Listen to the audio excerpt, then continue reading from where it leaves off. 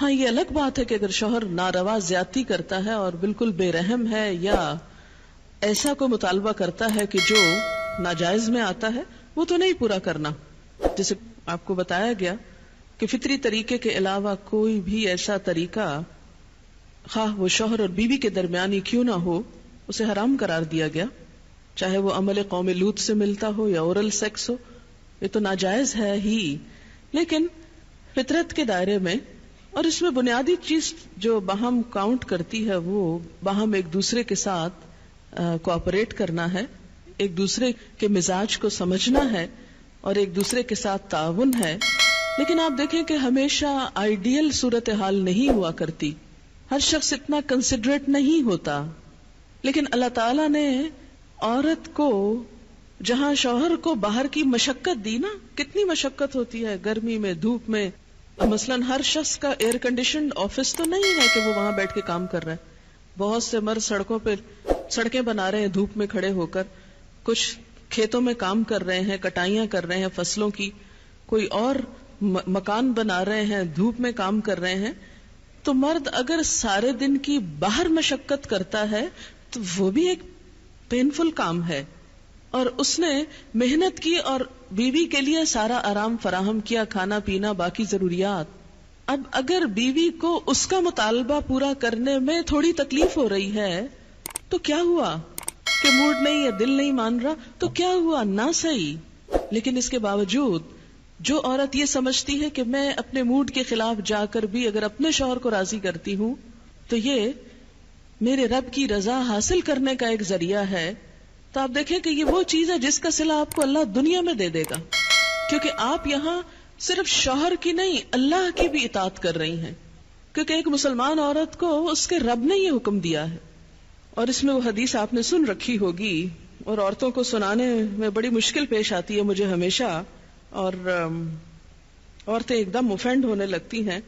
لیکن بات یہ ہے کہ چونکہ اللہ کے رسول صلی اللہ علیہ وسلم نے فرمایا ہے اور ہم ان کا نام سن سن کے روتے ہیں محبت میں اور نعتیں سن سن کے جھومتے ہیں، تو یہ حکم بھی آپ کا مان لینا چاہیے اور اس حدیث کو بھی سن لینا چاہیے اتنی ہی خوشی سے جتنی خوشی سے ایک نعت سنتے ہیں.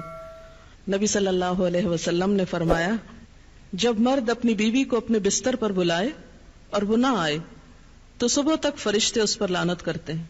بخاری کی روایت ہے کتاب النکاح. ٹھیک ہے اس میں کہ اگر بیوی بیمار ہے یا اسے کوئی ایسی تکلیف ہے یا کوئی جینوئن ریزن ہے تو اس میں اللہ تعالیٰ اتنے بے رحم نہیں ہے کہ وہ دیکھ رہے ہیں کہ ایک عورت بخار میں پڑی ہے اور اس کا شوہر اس سے مطالبہ کر رہا ہے اور عورت نے نہیں مانا تو اس پہ لعنت بھجوانی شروع کر دی جائے. نہیں، یہاں ایک نارمل حالات کی بات ہے. ایک عام حالات میں ایک عورت اگر اطاعت نہیں کرتی یا بات نہیں مانتی، اور اسی لیے ایک اور حدیث ہے حضرت ابو ہریرہ کہتے ہیں کہ آپ صلی اللہ علیہ وسلم نے فرمایا اگر عورت کا خاوند اس کے پاس موجود ہو تو وہ اس کی اجازت کے بغیر نفلی روزہ نہ رکھے. تو گویا شوہر کی اطاعت نمبر 1 عام روزمرہ زندگی کے کاموں میں کوآپریشن، اطاعت بمانا کوآپریشن ہے. طوعاً کا مطلب ہوتا ہے خوشی سے کام کرنا. نمبر 2 اس کی خاص ضرورت یا تقاضے کو پورا کرنے میں اطاعت. ہاں کہاں اطاعت نہیں؟ جب وہ کوئی حرام کام کرنے کو کہے، جب وہ کوئی ناجائز کام کرنے کو کہے، جب وہ اللہ اور اس کے رسول صلی اللہ علیہ وسلم کی مرضی کے خلاف کام کرنے کو کہے. لا طاعت لمخلوق فی معصیت الخالق. مخلوق کی اطاعت جائز نہیں خالق کی نافرمانی میں. اگر اللہ تعالیٰ کسی کام پہ ناراض ہے وہ اطاعت جائز ہے. بہت سی خواتین کو دیکھا ہے جہاں اللہ کی نافرمانی ہو رہی ہے وہاں تو شوہر کی بات بھاگ بھاگ کے مانی جا رہی ہے، اس لیے کہ وہ اپنے نفس کے مطابق ہے نا. آپ سب جانتے ہیں کہاں کہاں. لیکن جہاں شوہر کی اطاعت اللہ کی رضا کے مطابق ہے لیکن ہماری رضا کے خلاف ہے تو پھر ہم وہاں نہیں بات مانتے. تو بسا اوقات ہم بظاہر اللہ کی رضا کا لیبل تو لگاتے ہیں، ہوتی اندر سے اپنے نفس کی اطاعت ہے، اور بعض اوقات شوہر کی اطاعت کا لیبل لگاتے ہیں لیکن وہاں بھی اصل میں نفس کی اطاعت ہوتی ہے کہ ہمارا اپنا دل وہی چاہ رہا ہوتا ہے جو شوہر چاہتا ہے اس وقت. بعض اوقات کئی غلط کام شوہر چاہتے ہیں نا کہ بیوی کرے، ہم خود بھی وہ چاہ رہے ہوتے ہیں، ساتھ اس لیے آڑ لے لیتے ہیں جی شوہر نہیں مانتے. مثلا سر ڈھکنا، شوہر کو پسند نہیں، کیا کریں؟ اب شوہر کی اطاعت بھی تو اللہ ہی نے کہا ہے. یہاں شوہر کی ہم 100% اطاعت کو تیار ہو جاتے ہیں کیونکہ اندر سے اپنا دل جو ساتھ ہے. لیکن جب رات کو شوہر بلائے وہاں اپنا دل نہیں، لہذا چاہے اللہ تعالیٰ کتنا ہی فرمائے سب اطاعت بھول جاتے ہیں.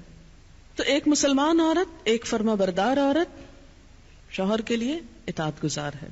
میں کہتی ہوں کہ اگر عورتیں صرف اس آیت کے چھوٹے سے حصے جو 2 لفظ پر مبنی ہے فالصالحات قانتات پر عمل کریں، ان کے گھریلو زندگی کے 50% مسائل خود حل ہو جائیں گے.